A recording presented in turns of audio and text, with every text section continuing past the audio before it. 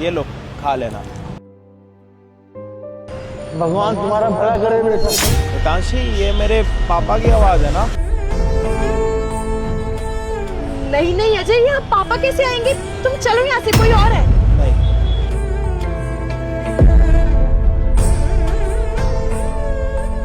हितांशी ये तो सच में मेरे पापा है। अरे नहीं, ये पापा नहीं है, तुम चलो। मुझे उनसे बात करनी है। उन्होंने हमारे साथ ये झूठ क्यों बोला? लेकिन अजय मेरी बात तो जानना।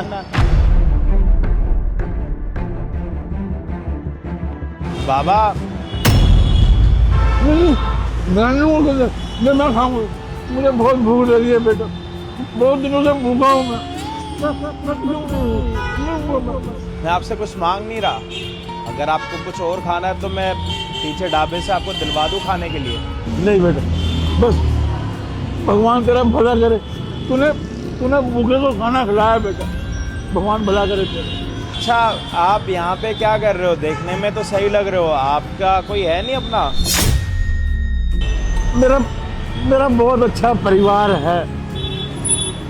बस क्या करूं, बेटा बाहर कमाने के लिए गया है और बहू ने मुझे बहुत समझकर घर से बाहर निकाला।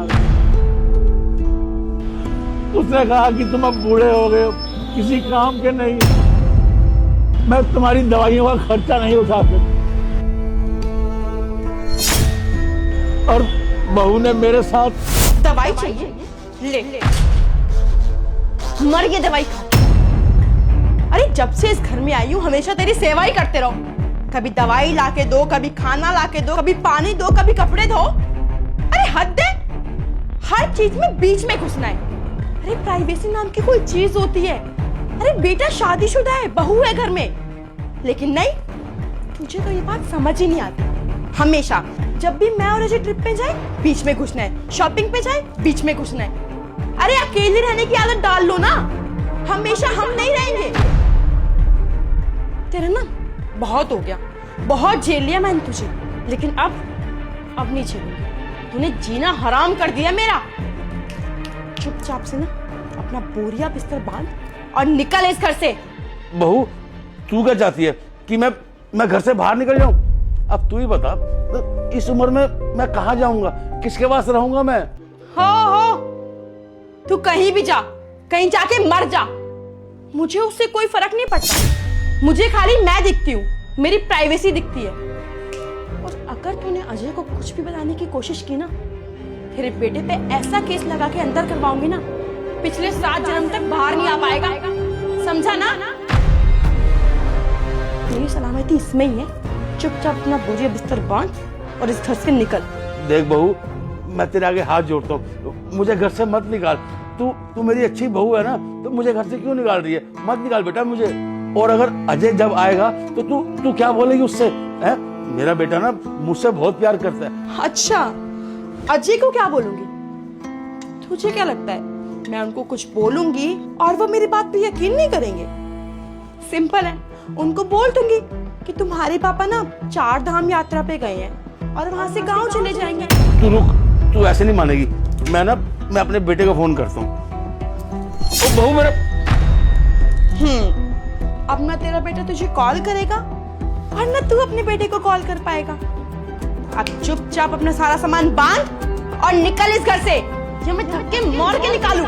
ठीक है बहू, मैं जा रहा हूँ, लेकिन अब जो तू कर रही है ना बहुत गलत कर रही है। अगर मेरे बेटे को पता चल गया ना तो अच्छा नहीं होगा तेरे लिए। जा रहा हूँ मैं यहाँ से।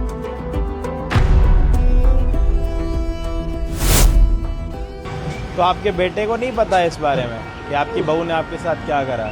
हाँ, ऐसी बहू भगवान किसी को भी ना दे, किसी को भी ना दे ऐसी बहू। अगर आपका बेटा आपसे मिलने के लिए आएगा तो आप मिलोगे नहीं? अगर मेरा बेटा मेरे सामने आ जाएगा ना तो मैं उससे मिलूंगा और बताऊंगा अपने बेटे को कि उसकी बीवी ने मेरे साथ क्या किया है।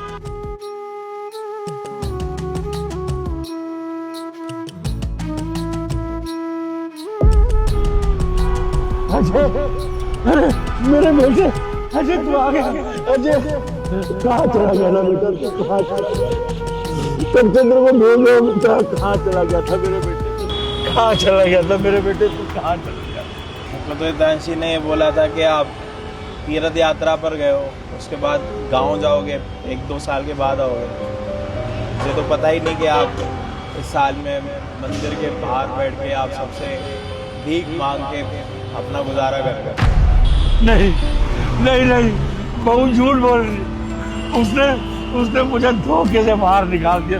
मैंने तुझसे बात करने की बहुत कोशिश की, लेकिन उसने मेरा फोन भी छीन लिया।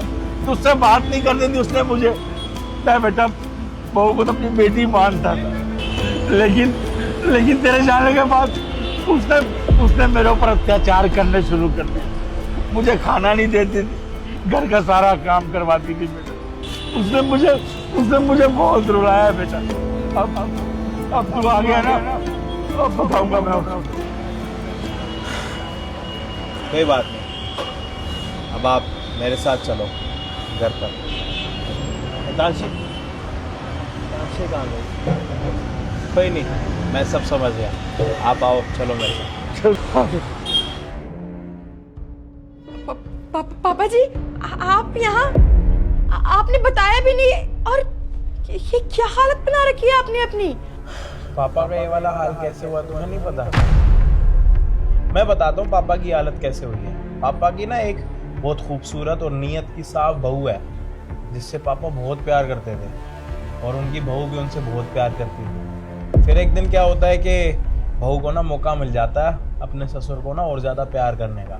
फिर वो प्यार पता है कैसे करती है? वो बस ये इंतज़ार करती है कि उनका बेटा बिजनेस ट्रिप के लिए कब 5-6 दिन के लिए बाहर जाए और वो अपने ससुर की सेवा अच्छे से कर पाए। और वो एक दिन आता भी है।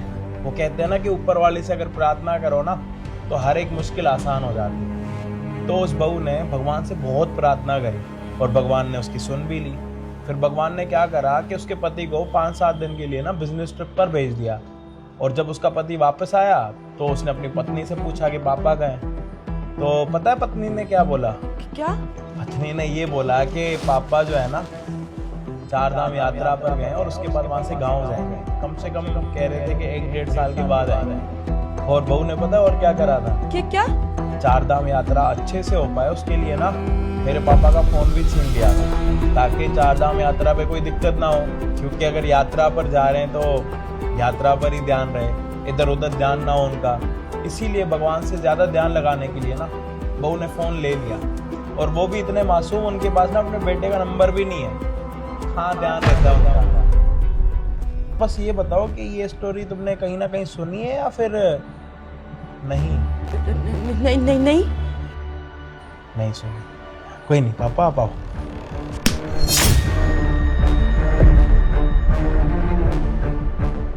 याद आया? ये स्टोरी याद आई?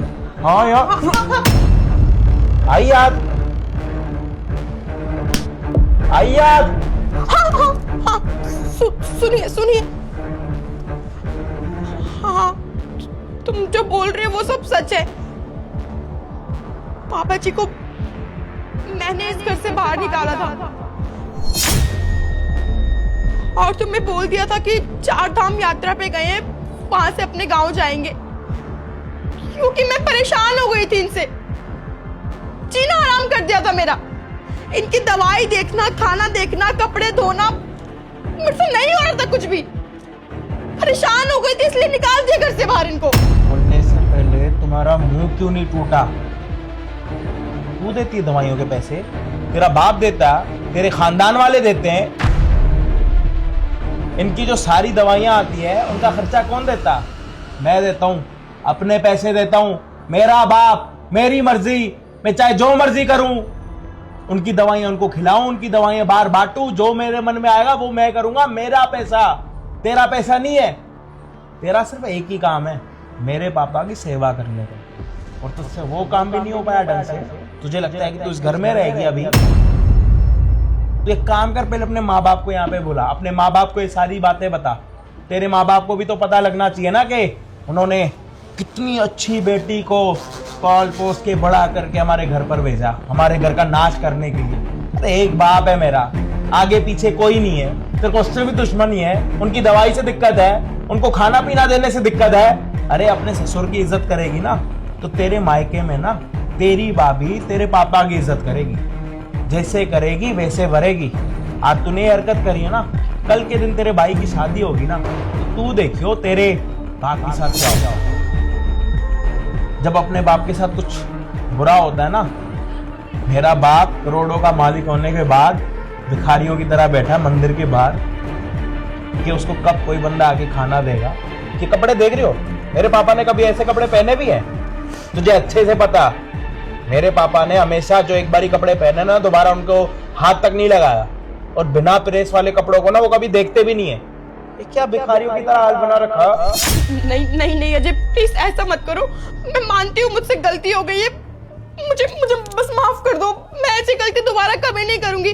अगर तुम मेरे माँ बाप को बताओगे तो वो क्या सोचेंगे, ये समाज क्या बोलेगा। मुझसे मत माफी मांगो।